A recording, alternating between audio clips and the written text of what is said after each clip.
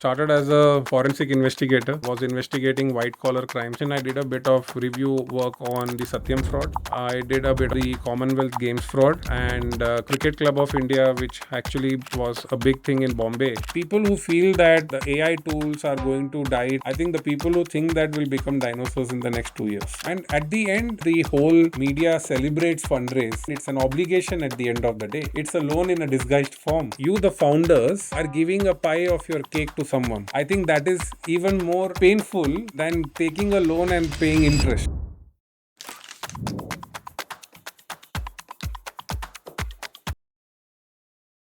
So yeah, hi, welcome Ram. We'll discuss around finances for a startup and how startups at different stages, pre-seed, seed, Series A, Series B, should be handling finances. What are the pitfalls that should be avoided? So yeah, why don't you just introduce yourself a little bit before you go ahead? Sure. I'm a chartered accountant with about 16 years of work experience.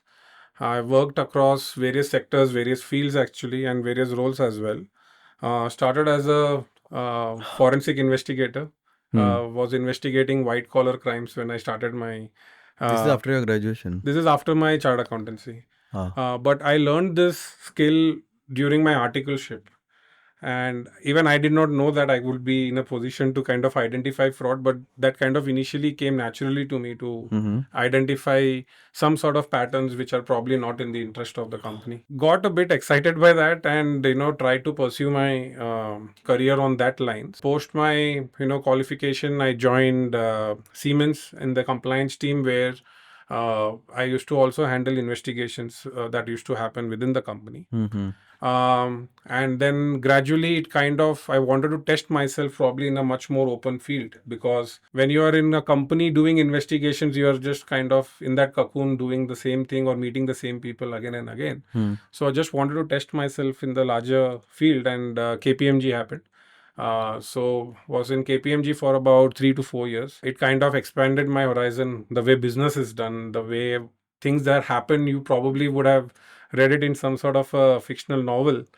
But great learning, got to work with people in the CBI, people in various government agencies. And it kind of helped me to also understand numbers better. Any high profile? Yeah, I mean, I can't talk You can't disclose it. I can't disclose it because there is a very strong NDA against certain assignments. But the one assignments which were there on the public domain, we can definitely throw some light on it. At the fag end of the investigation, I did a bit of review work on the Satyam fraud. I did a bit of work on the Commonwealth Games fraud and Cricket Club of India, which actually was a big thing in Bombay back then. It still is a big thing. Did some investigation surrounding that as well. All right. The other investigations, maybe we thought on no name basis, we can probably have some light thrown on it. But the learnings from that was amazing. I was able to probably understand the risk aspect of it. So my learning from the whole forensic experience was what happens or what business gets exposed to in a transaction from a risk perspective kind of got ingrained in me. And I wanted to use that trait and get into the business side of finance. All right. Because somewhere I realized that if I continue to go on this path, maybe it may not try and I may not be able to get the professional aspiration what I set out to achieve. And that clarity came in, obviously, when you are young, you don't think about more than a year or 6 months. But as and when you kind of get matured a bit, then you try to make some sort of adjustments. And that's when Start TV Network happened. It was, again, my entry into the business finance world.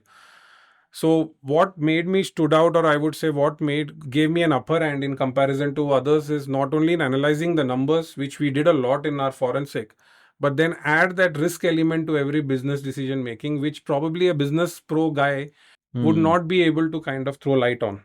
Got it. So to envisage risk, to control that risk before it happens, or to at least be prepared for it, gave me an upper hand to kind of look at the business from a 360-degree perspective. So Star TV happened. Then I joined a media startup company with an entrepreneur. We set up the company right. The date of incorporation was the first day of COVID. In 2 years, we scaled the company to good heights, and post that, once that business So got you settled, joined as a, sorry to interrupt. I You joined joined as there a, as a chief of staff for the founder. great. So that's what I mean. Then it was completely on the business side of things. So was part of the fundraise, was part of M&A. We acquired 7 companies, 3 international studios, including one in India of Veerdas's company. Given a completely different perspective about M&A, about dealing with people, about how Yeah. do you negotiate, etc. So great learning there as well. So then, due to some, I would say, not aspirational, but the vision what the company was set out to become, the founder kind of changed it to blockchain, etc., which was not in my line of interest. I quit that company, and then just one fine day, me and my wife decided that we'll leave Mumbai city because it has become now too familiar, too comfortable for me. We just packed our bags, came to Bangalore, joined a VC. All Through that right. VC, came to know about you guys, and All then right. part of Kazam now for the past 1 year. So you like Mumbai or Bangalore? Because whoever I've met has lived in Mumbai or has been brought up in Mumbai, uh, they want to go back to Mumbai eventually. Okay, so I mean, I don't want to get into a wrong side of things in choosing a particular city, but I'll tell you what has Mumbai made me learn, which is helping me in Bangalore, and why it has made me fall in love with Bangalore as well. Huh. So I think anyone living in Mumbai or who's been nurtured in Mumbai, I think can live in any city anywhere in the world. Mumbai teaches you that. It teaches you hustle. It teaches you about competitiveness, and I find that city to be in a much fair play level as compared to any other city, and it kind of prepares you for the world. The language of money and business is so intense. You can probably see it anywhere and Yeah, everywhere. I stayed like for 30 days. I used to travel. So after my MBA, I did a internship. There was time after MBA, I got placed in Pepsi, so I had like 3 months gap. So I took an internship in a startup, which was in Bombay Stock Exchange building. Oh, nice. So there is a incubation floor. The startup you would have heard of it's into lending, online Okay. lending. That's where I witnessed Mumbai for the first time, and I used to get on at Vikhroli, and from Vikhroli I used to travel to I think CS Churchgate, I guess. Yeah. So yeah, I saw real Mumbai there and how fast it was because there was one. I mean, it's really fast. It's like Yeah. I was thinking of getting off from the train, and I was thinking, is this is the right station? And then somebody from the behind said, "इतना सोचोगे तो उतर नहीं पाओगे Correct. भाई." So it's very fast, very Yeah, cut to yeah. cut. No, you see, absolutely right. And small things, I used to travel for about 1 hour, 15 minutes every day to reach my college. Hmm. And again, the way back, 1 hour, 15 minutes. And local train is like the lifeline in Mumbai, right? Now, imagine a guy who has started his life like that. Now, in Bangalore, reaching office in 20 minutes. For probably others, it may not be relatable, but we understand the value of reaching in office in 20 minutes. If you're staying close to If you're staying office, close. 'cause I mean, many. I completely understand, but see, again, in Bangalore, at least you can have options to identify a place within your budget, at least in 5 to 7 kilometer radius. In Mumbai, there is at least a 10-15 kilometer radius which you know that you can't afford. So small things like this, I think you understand the value of it much more when you are kind of nurtured in that city and then you come over here. The other thing, as I said, the language of business. Hmm. I think if you keep your eyes and ears open, you will see a business being done by a beggar also, a business being done by a guy selling samosa in a local train as well. Hmm. And even if you just hear conversations in the local train when people are talking, it will all be something which related to some transaction or some pricing going up and down, commodity pricing, etc., etc. So it's some sort of a thing in the air over there that people minds are kind of wired in that way, and in a good way. I mean, I'm saying that in a good way. I remember this example, and I have seen it with my own eyes. You will be surprised to know that today we call it whatever, data analytics or we may call it some sort of market study. I know there was a guy, I have seen him through my entire college days, training days. He used to buy samosas. There used to be this famous A1 samosas in Sion. He used to collect those, keep it in his sort of a central warehouse. I mean, the dark store concept was not there then, but the habit was there. We never coined it with fancy names. He used to keep it over there in a controlled temperature and then used to board in on trains. Let's say if there is a first local, like the starting local from a Dadar or from a CST, and he used to sell. When I had a conversation with him, because I've been like seeing him for past 2-3 years and all, I was fascinated with the amount of net worth that he was able to build. He had 3 shops in Chembur, in Sion, in Bandup, given on rent, from which he is earning. He had 7 tempos, which is given to logistics company, from which he is earning. But he still continues to sell samosas because that was his source of money. Yeah, that was the original. So the whole chemistry of emotion and business is so well, kind of, I would say, the marriage is so good to see that the emotion for money is at the right place. Had he made so much money, he could have easily, kept his leg on a nice chair and relaxed at home, and the other avenues would have made him continue to make him money. But he did not leave that. I still remember he told me, and this was when he knew that I was pursuing CA. And he was a Gujarati, and he told me that the word Nokri has got Nokar in it. So try and be a self-employed or or an independent guy rather than trying to live by paycheck by paycheck. Now, he is not educated. He was not like from an Ivy school or an MBA, but the thoughts are the same. It's just the way you say it makes it look less of a professor and more of a businessman. Like, you have worked in VC also, so you have seen like lot of startups. You have analyzed them from opportunity, threat, strength, weakness, all angles. Right. And you would have seen their cycle. You would have also gone ahead with an investment and then seen their progress or growth or degrowth. What do you think are the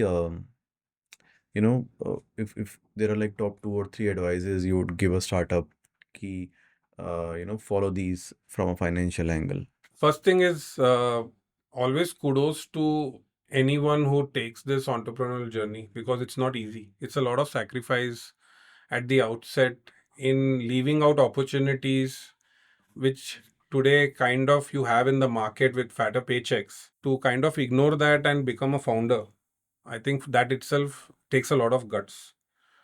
So I think first thing is we need to recognize the whole entrepreneurial courage that any individual or group of individual, when they come together, that they try to build something and achieve something together. The second part of the question on the finance part, and with the type of startups that I have seen in the past, is there's always this question of when to include the finance person, either through a consultant or through a hire. It's always a dilemma.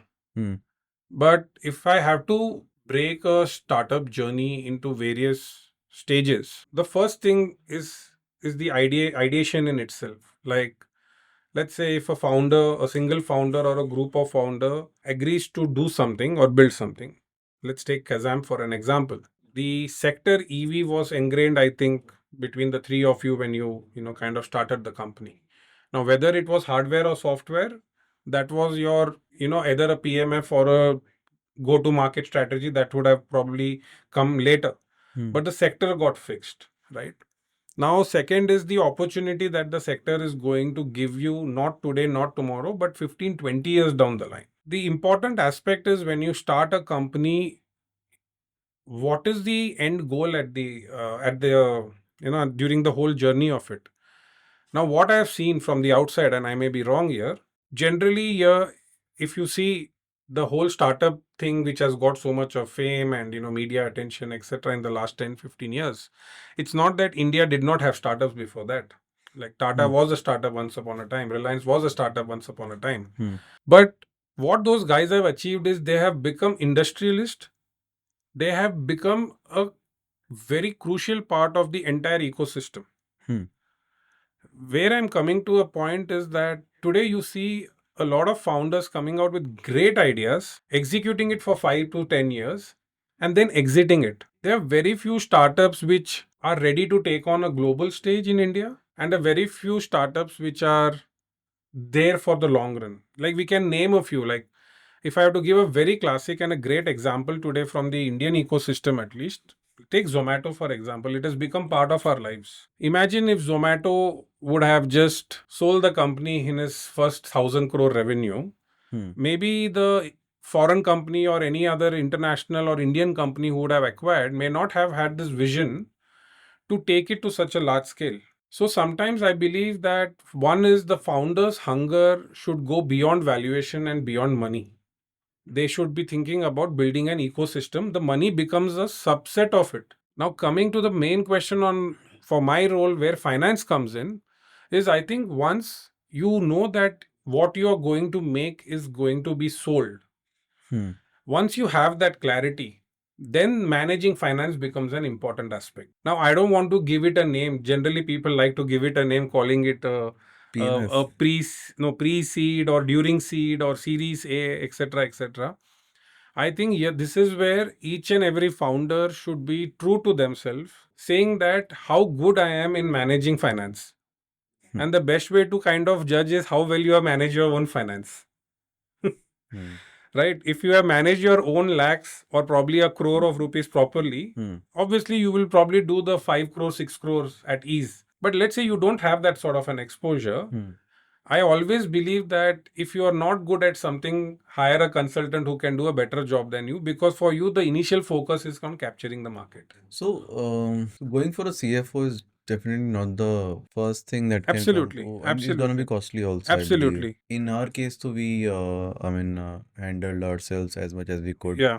We had, should startups go for a fractional CFO, or is it like you will just know what's the right time to get a, yeah. I think, see, at the start of it, you don't need a CFO. Hmm. I think the best, what you need when you start a company, you basically want to know what are your expense, what are your revenue, which customer is paying your money on time.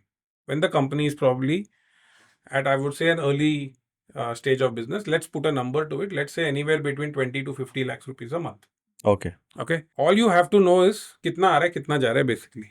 Right. That will be good enough for any founder to make a decision of where further that they have to invest the money in. And obviously, you will know your bank balance. Hmm. You divide it by the burn, whatever it is, your cash burn, you will know for how many months you can survive. And then you keep like basic, I call it kitchen economics. What our mother, probably today's generation may not see this much, but when father used to give the full month salary to your mom, mom used to she used to manage 5,000 rupees or 50,000 rupees. They will manage their entire monthly expense with that money, right? Yeah. And then what they used to do, they used to hide some money in some box or somewhere inside some pulses or something. They used to hide the money. In today's world, that is called contingency, right? I mean, it's all we've learned everything around our surroundings. Coming back to the example what I told you about Bombay, like business is everywhere. MBA kind of helps you to put jargons to it, Yeah. or probably education helps you to put just jargons to it. That is what you want to know when you start the business. The complication, I would say, or the complexities, I wouldn't call it complications, but the complexities comes in when you want to scale. And when you want to scale, the founder's focus still needs to be on the business, needs to be on the competition, needs to be on how to remain ahead of the curve.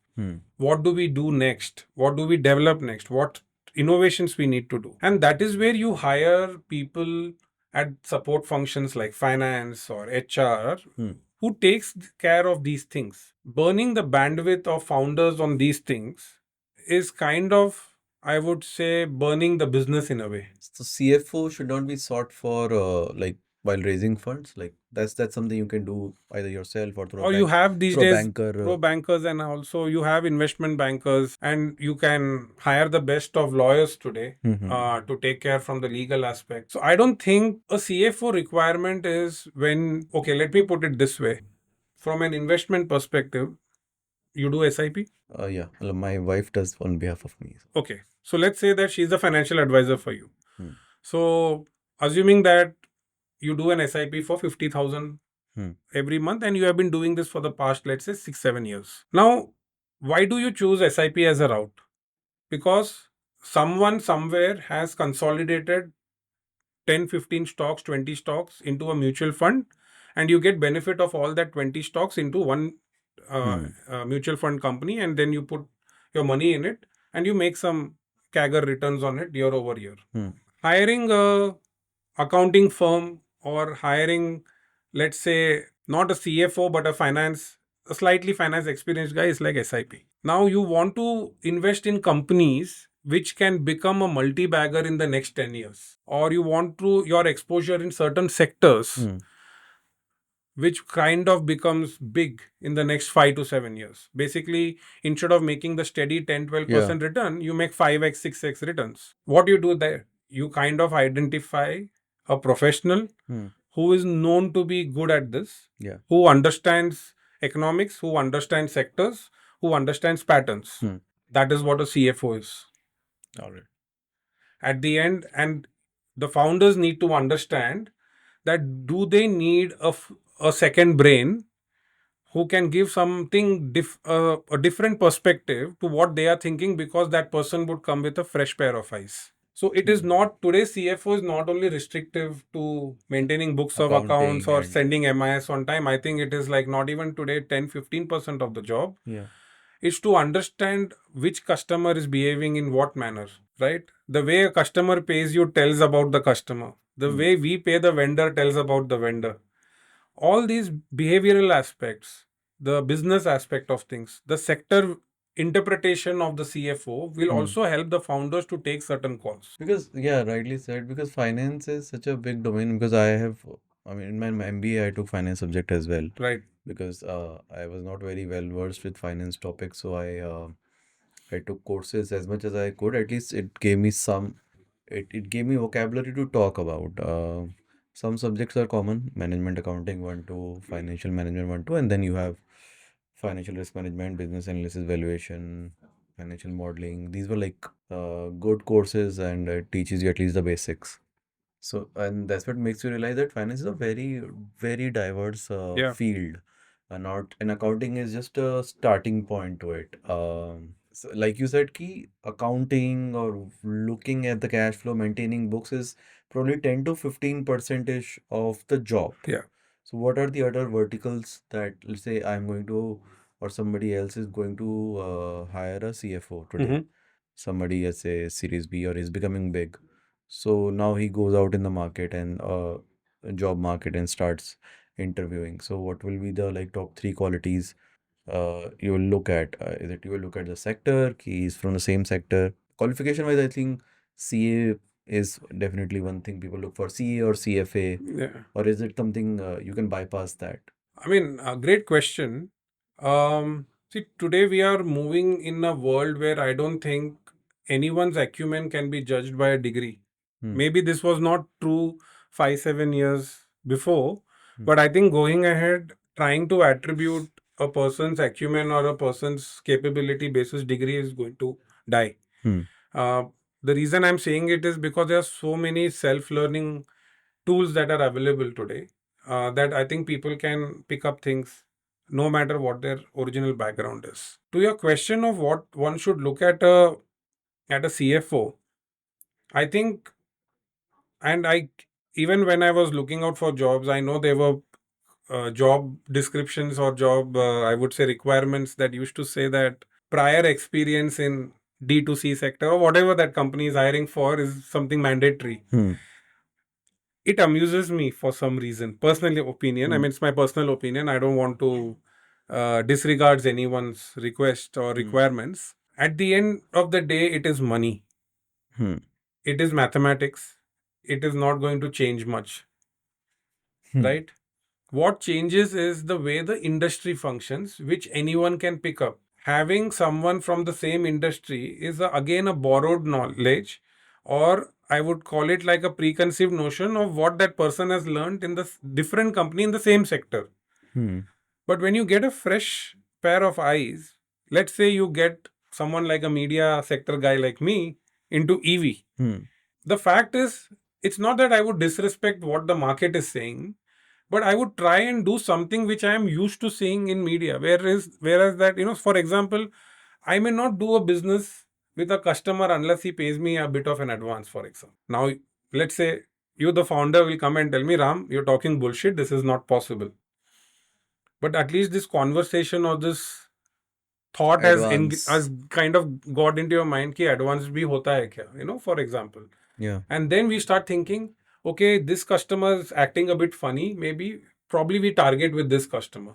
So from zero now, at least you have changed your outlook. Ki let's go and take some advance from some customer. Very small example, but helps in a big way. So I think the most important thing I would say is the acumen towards money, the acumen towards finance Yeah. needs to be the most important thing. Second is the ability to raise money from banks, because equity is tough, debt is equally tough. It sometimes kind of gets under the radar because debt raising never gets publicized like an equity fundraise. So managing relationship with banks, trying to convince them in a right manner of what the company is capable of doing in the next 5 years and why they should be our partners or other banking partners, I think is very, very important. And I think third most important aspect, which I believe today, especially in India, unfortunately, the way chartered accountancy course is designed, I believe you need to be a good people's person. And when I say people's person, is not in terms of pleasing people, in terms of reading people. Because like a CEO, the CFO is the only other person who would have touch points with so many different teams on a daily basis. And each team, in its very own, I would say, uniqueness, have got a different trait, a different way of telling things. A sales guy has got a very different way of narrating a story to you to get an approval, right? A finance would be probably very direct. Sir, this is X, this is Y. So this is what is going to happen. I need your signature. A marketing person again will say it in a very creative manner. So I think understanding people, being a people's person, uh, is a very, very important aspect that one should look at. And I think for me, the last point is attitude. I think this is like last but not the least, as we say, the attitude of the person has to kind of outweigh his aptitude. Not, I don't think so. There is anyone in this world who knows all the answers. The ability to find the answer, I think, is what the most important aspect, and that only comes from attitude. Like things are changing so fast now that ability to quickly figure out the problems which are coming and the nature of the problems which is coming is so new that you have to be so agile to find answers to. So, No, no, uh, absolutely. I think I have a question for you. Why did Kazam think in April or May of 2025 that it's the time to hire a CFO? my opinion would be that it's the volume of work, I believe, because it was being handled by our CEO Akshay himself, and I think the volume of work had become so much that that was a primary factor to to find a leader. I won't say we ventured out to find a CFO. We Okay. ventured out to find a finance head. Okay. But then eventually we landed with you, and so title I think we adjust according to the person. But we wanted finance head Got it. for the volume of work, but I think we got lucky and we got you. Mhm. So not saying to flatter you, but in general, uh, so yeah, we just ventured out to find a finance head, and because we are selling chargers, we are selling software, we are conducting transactions on mobile app. There is so many angles of money involved. Plus, we are paying to vendors, and each deserves a different kind of attention. And then uh, we need to look at working capital, which you regularly do, and able to envisage, 12 months, 18 months, and 24 months.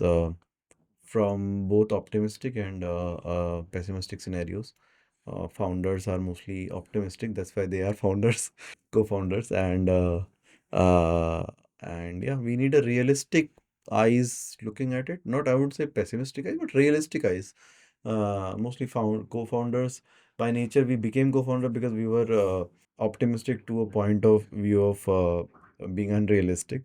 But yeah, that's the bet we take, and it sometimes pays off. But this is where it gets interesting, right? Because see, I may have a title today, but still the founders are the Hmm. three of you. Hmm. And here I am throwing some numbers at you, data at you day in, day out. Uh, Hmm. just imagine you coming out of a meeting ecstatic, happy. Maybe you are some just stages away in signing a big contract, Hmm. and I come and give some bad news on the way some things are handled or what risk we might be exposed to in the next 6 months. So this constant, I would say, not a negative view, but it is just about the realistic things that can happen from a Hmm. financial aspect. How does a founder at this point in time keep the essence of the content what the CFO is trying to say versus marking the CFO's personality with someone trying to be too cynical or too pessimistic in their outlook? In for Kazam, Akshay would be the best person to answer.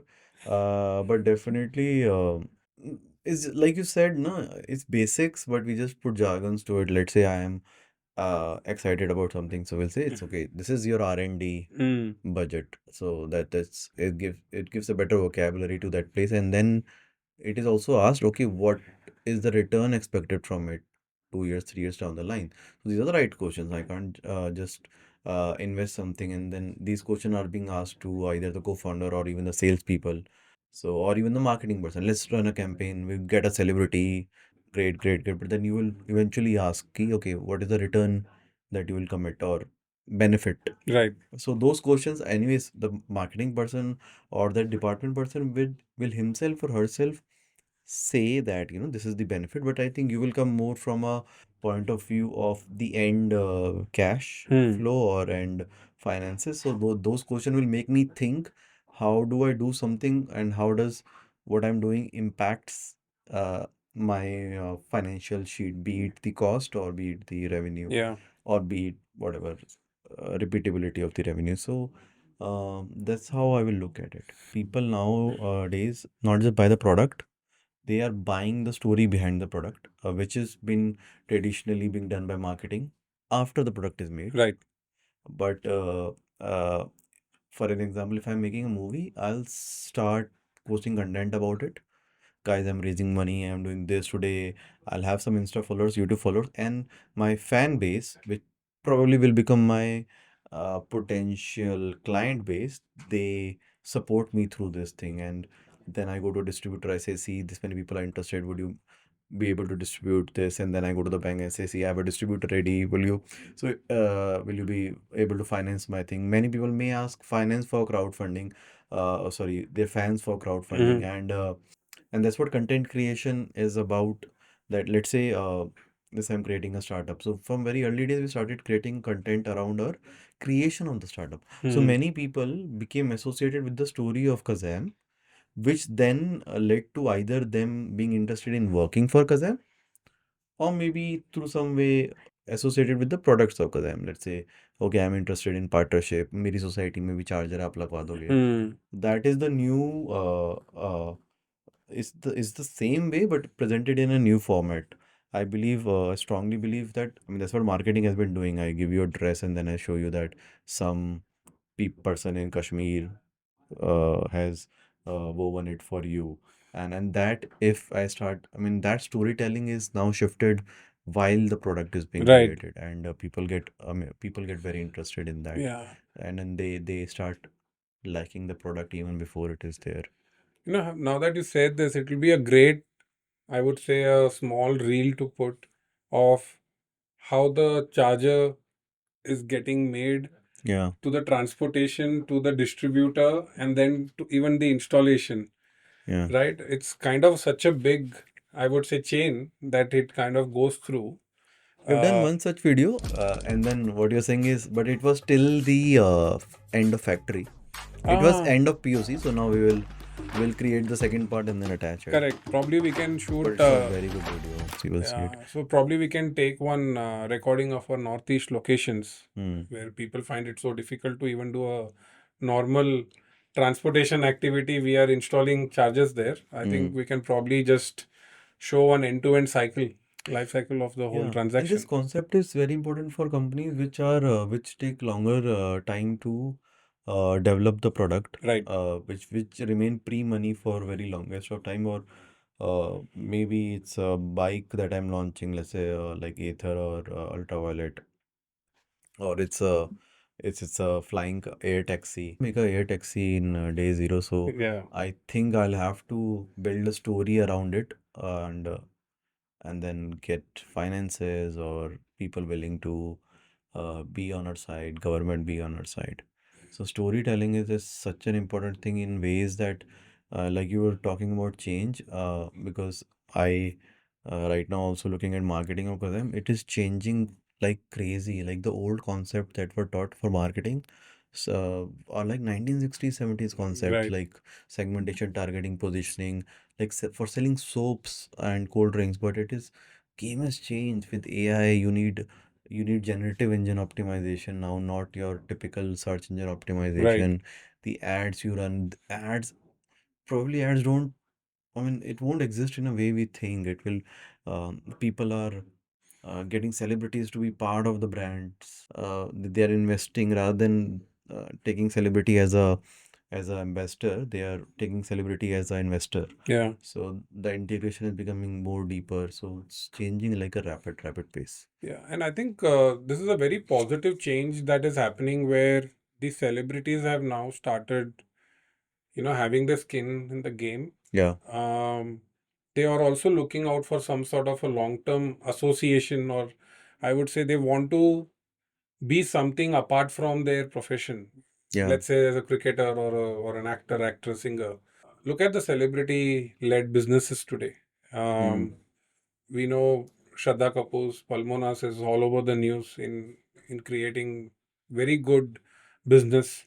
Um, Kirti Senon's cosmetic. Hmm. I think Tamanna recently launched her, I think again a jewelry business or something. So this is a signal, this is how the world is going to be. Yeah. This is how I mean India will be in the future. Yeah. It is going to be partnerships at many levels for any business to succeed. I won't be surprised in the future if for an existing business and another businessman who's well known in the field of economics or in the area of business in itself can also be a celebrity in a way to endorse your product or service, Hmm.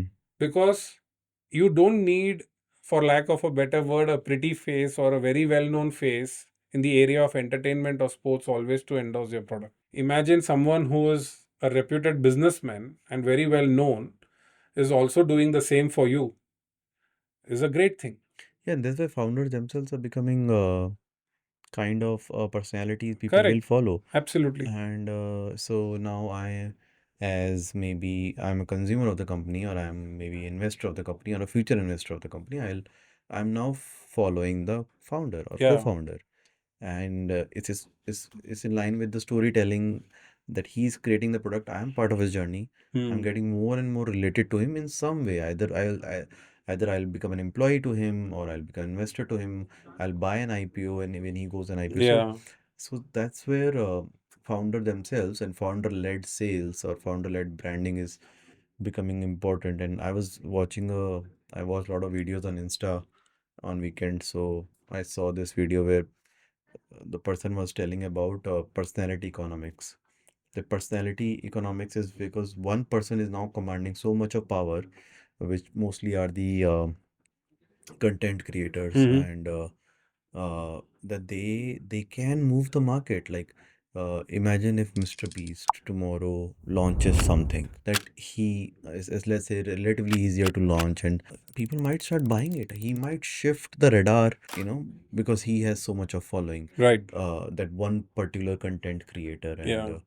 through domains to different geographies. So that's personality economics is where things are moving to, which is that's why content creators are important. I remember a quote from somewhere that storytellers rule the world.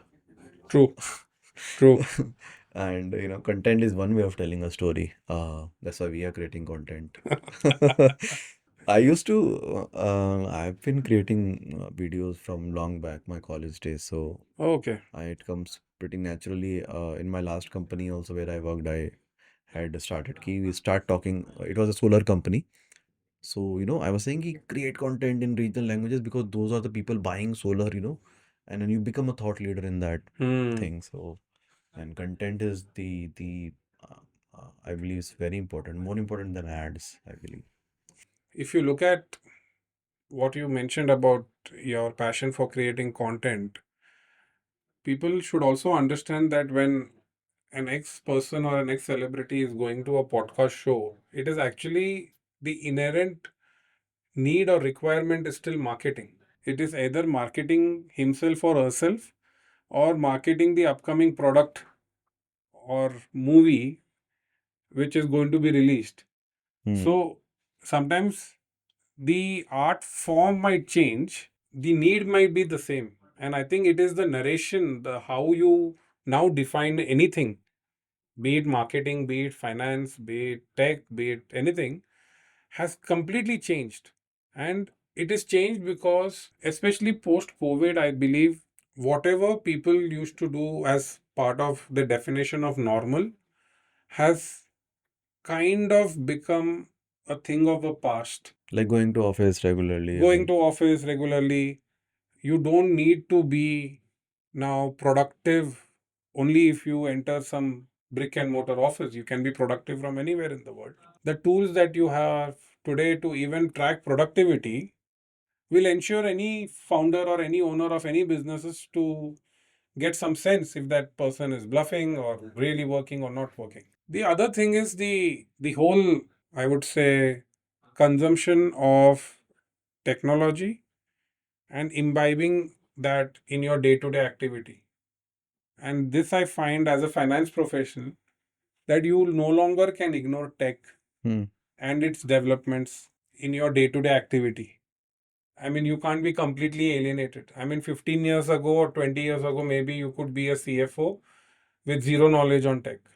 I don't think so. You can be now. A lot of finance still happens on Excel, right? Gone are Or the days, if you ask me. Because today, Excel has become, I would call it like a tool which is used to display some information. hmm. Previously, the storage and the creation of information used to happen in Excel. At least that has now relatively stopped. It is just the basic, I would say, to kind of, if I have to show you some data of, let's say, what is the average age of our organization, what is the average salary of our organization, or you want to see it at a department level, I won't be now creating the data in Excel. If I was up to date today, I would probably use an MCP connected to my HR tool through an agent or through an AI and just put a request Hmm. saying that this is the data that my founder is asking for. I need it like a, beautiful dashboard which gives him or her a snapshot Hmm. about my salary, average salary or average age or etc. etc. Are agents getting connected to bank accounts from a reading perspective? Like I can read, It depends on what because access still, you give to the hmm. agent. Now, But if I'm you, not sure if banks have become that compliant because it's a very sensitive it's a thing. very sensitive information, so obviously you can't go berserk over providing every details to the AI tools. Hmm. But what I sense is that the day has gone, or it's probably will be a thing of the past in the next few months, where you invest time in creating a data. I think going forward, it is going to be the value of judgment that a person passes looking at the data. I don't think the example that I just mentioned, maybe 10 years down, 10 years before, making that data would be probably a big thing 10, 15 years ago, right? Hmm. Today, it is probably a 2, 3 minute job for an AI tool, Hmm. assuming that your tools are connected to your AI tools, but all your ERPs are connected to your agentic tools. But I think it is the judgment that you would pass or the decision that you are able to take interpreting those data is going to be of very high value than a person's ability to make a data. And in the last, I would say, till the COVID era, the ability to make data was more valued. And it was only a handful of people, basically the owners or, the owner minus one level guys, who was paid to make those decisions looking at the information. Right now, I believe we are no longer in that complicated world wherein you can actually at least hear what others also have to say, looking at some sort of an information and give their inputs, because you no longer have to waste time in making something. So might as well you take suggestions, or you whatever you want to call it, you want to probably call their instinctive reaction to certain piece of information, you might probably want to take that from 10 different people, because you now given that bandwidth through these automation tools that are there. And that's where I believe is going to be the edge going forward of what sort of quality decision making you are able to bring out from certain information. Like, let's say a simple graph of showing a revenue trend line. I think even a kid today can say that the revenue is going up, right? Now, dissecting that trend line and identifying which customer works in which fashion, you may probably understand that the curve line is looking good, but these customers are not making me money because my gross margin is negative, for example. And this is where I think our thoughts need to now probably go to the next level. Yeah. So I think anyone who feels the the tools that are available today, and I believe it is changing every week, every month. People who feel that it's the AI tools are going to die its natural death, I think the people who think that will become dinosaurs in the next 2 years. Definitely AI. From a co-founder's perspective, I don't have much tasks that can be automated, but it definitely helps me in thinking clearly Yeah. when I have a hypothesis, or I have definitely from an analysis point of view, because it becomes faster. Yeah. Coding I have seen, coding perspective. Finance I have not really experience. I mean, I saw you working on cloud. Definitely it increases our efficiency.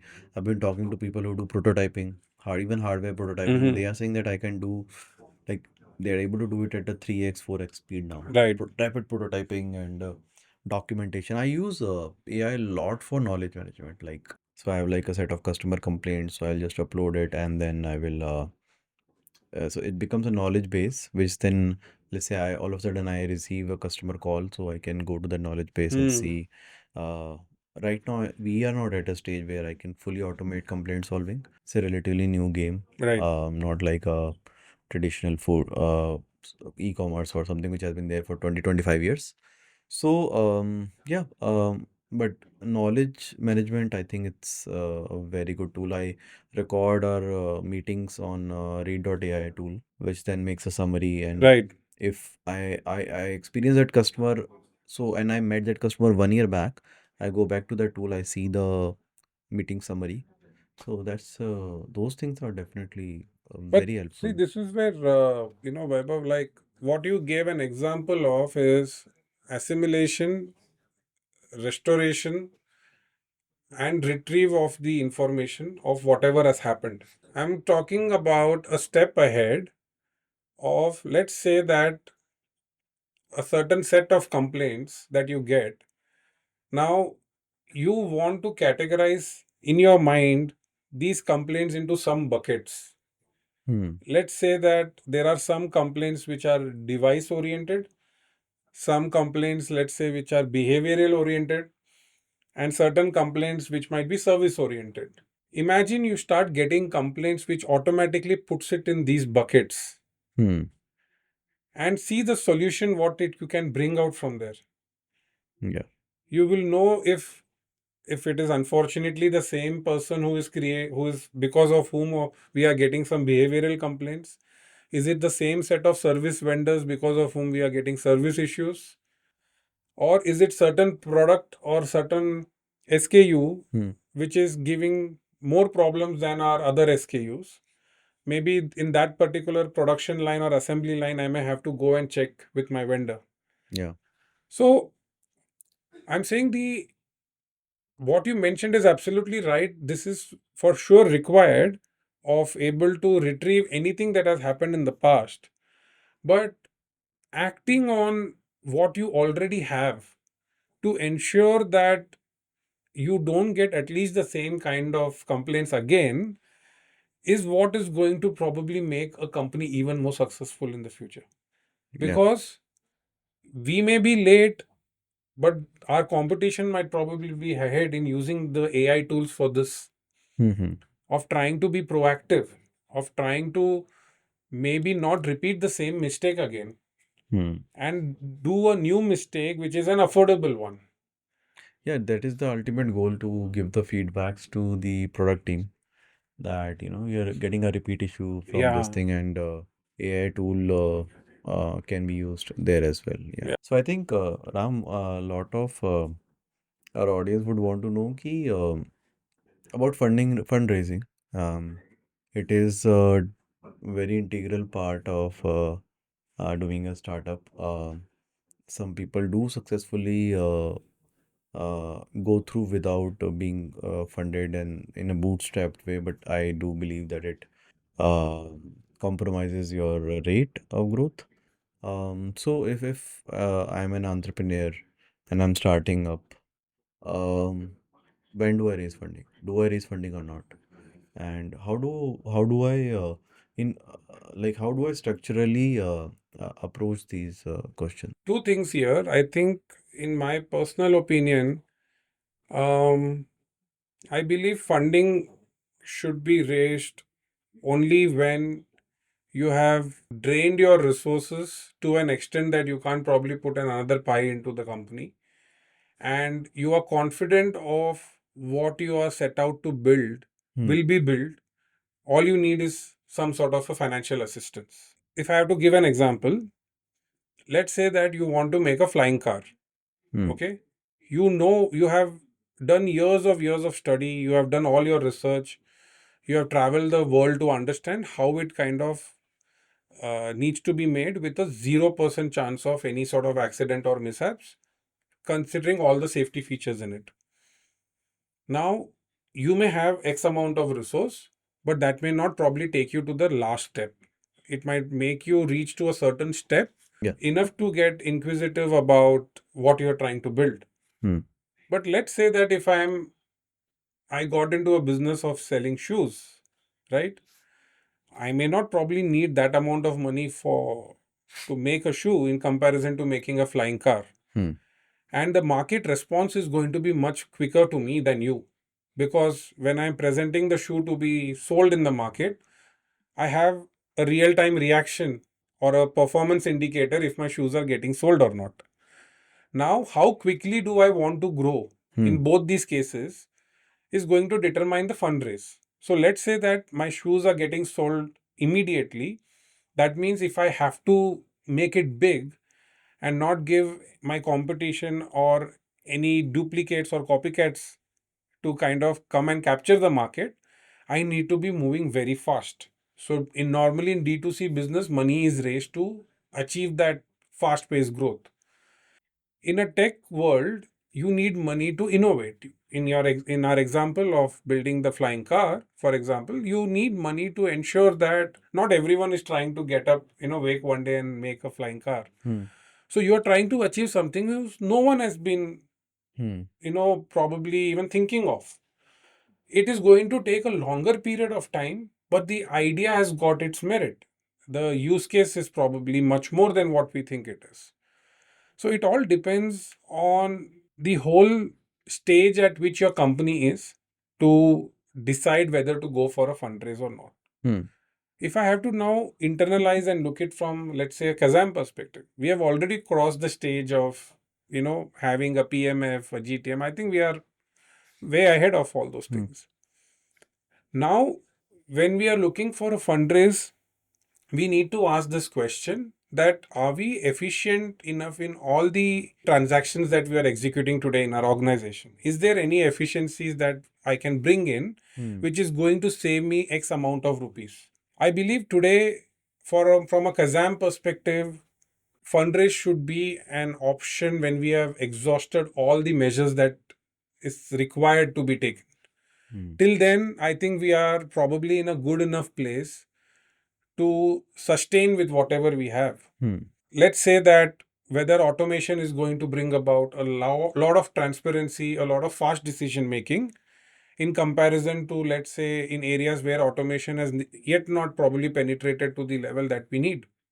That may probably bring in some sort of savings.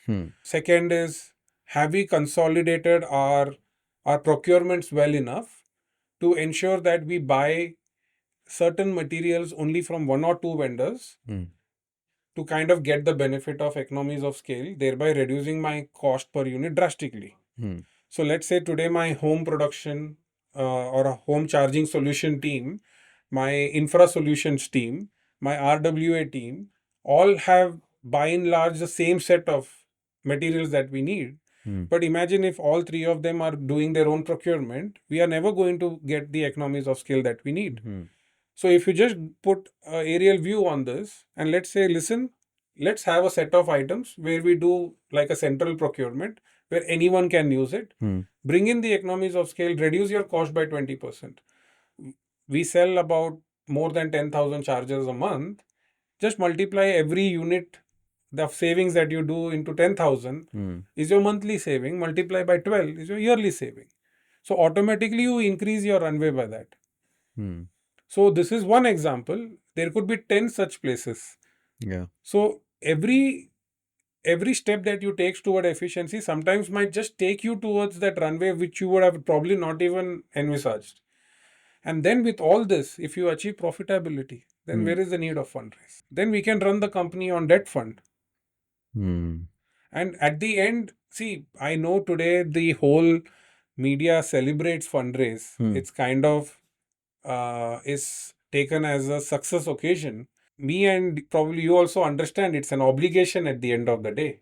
It's a loan in a disguised form to our investors. It is that, and it is also a validation that whatever you have been doing is okay. That's why another investor or existing investor is putting another fund. So it is not a, I would say, not a very big celebratory Right. thing, but it is like a celebrate, like, you're doing good. That's why you deserve this fund. Something on that regards. No, completely understand that. But how different it is from, let's say, uh, a nationalized bank in the country gives 10,000 crore worth of loan to an infra company to build a bridge. There is no equity partner. It is funded by the government indirectly. It is again a thumbs up, but at the end of it, you need to kind of give some sort of a returns to the bank. Yeah, but the bank is uh because it's a loan, so they are expecting a payback. Though in the other way, the investor, the reason it's more validating is that there is a different institution which might be a VC or a PE, and they are willing to have their skin in the game. So that's why I think there's a bigger validation than this.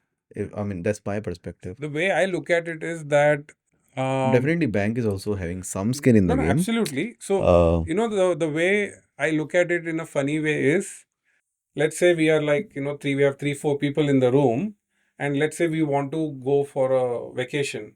Okay, so this guy says Goa, this guy says Vietnam, right? Me being a wildlife guy, I'll say some forest Ranthambore. And let's say you say Dubai. Okay. Till the time you will be persuasive, till the time one of the person agrees to your location and you get pally with that guy more than the other person, right? So I am the investor who rejected the idea. The other guy accepted your idea, is how I look at from an money standpoint, a relation between an investor and a portfolio company. It is the ethos or the thought process of where they wanted to invest married with the business that you are in. Because they come in at a stage wherein the company hasn't got its legs to where it can be. It has got the potential, but they don't have the performance to see. So they're taking a bet on you at the end of it.